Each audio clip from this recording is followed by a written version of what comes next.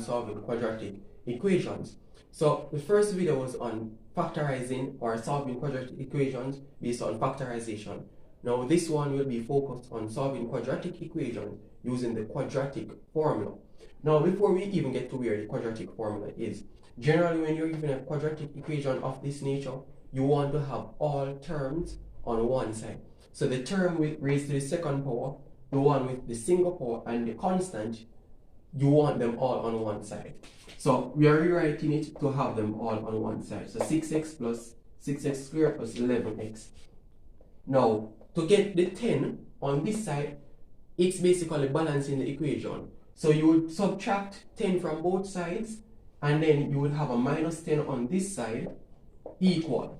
Now, 10 minus 10 would give you a 0 here. But teachers may teach you that you can do basically a mathematic to bring over this.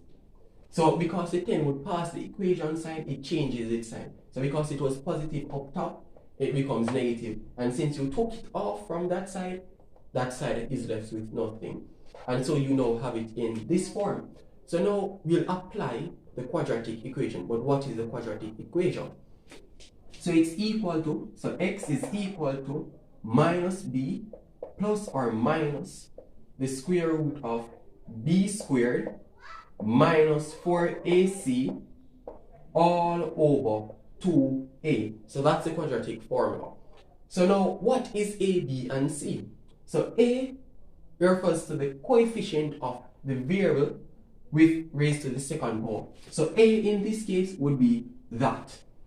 B is the coefficient of the number with only the single x. So in this case, it will be this.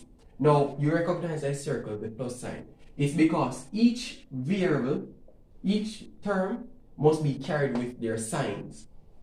So C in our case, it won't be just 10, but it will be minus 10. So that is the value. So it always gets carried with the sign before it. So if this was a minus 11 here, it would be, B would be negative 11 and not positive 11. Now let's substitute the value. So x is equal to B, it's 11. So it's minus 11. So you put back your minus sign and you put your 11 to replace the B. Then you put your plus or minus sign. No, plus or minus B squared. That's 11 here. So you put back your 11 and square it. Minus 4, your value of A, 6. So that's times 6. Your value of C, it's negative 10. So it's times negative 10. Now, this should all be over 2 times the value of A. And in our case, that's 6. So then when you get here, you start to solve them piece by piece. So x will be equal to negative 11. That's just negative 11. Plus or minus, you put back your square root sign, 11 squared. That's 121 minus 4 times 6, that's 24, times 10, that's 200, times negative 10, sorry, that's negative 240. So it's negative 240. So that's it. Now underneath the bracket, 2 times 6, that's 12.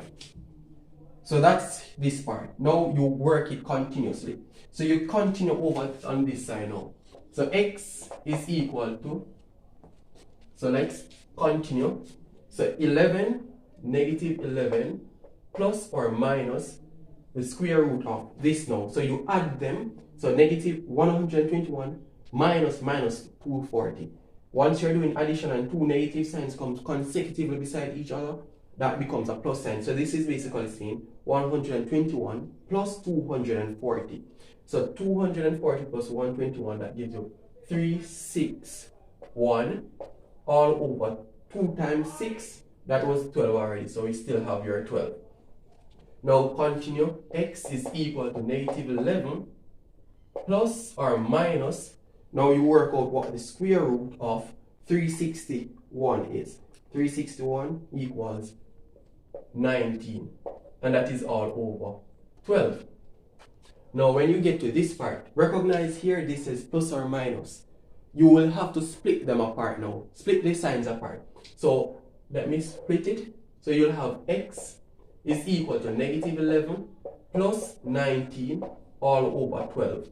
So that's one side. And then you also will have x is equal to negative 11 minus 19 all over 12. So you split the signs. So working this part. So x now is equal to negative 11 plus 19. That gives you positive 8 over 12. So x is equal to, so you can simplify it in this case.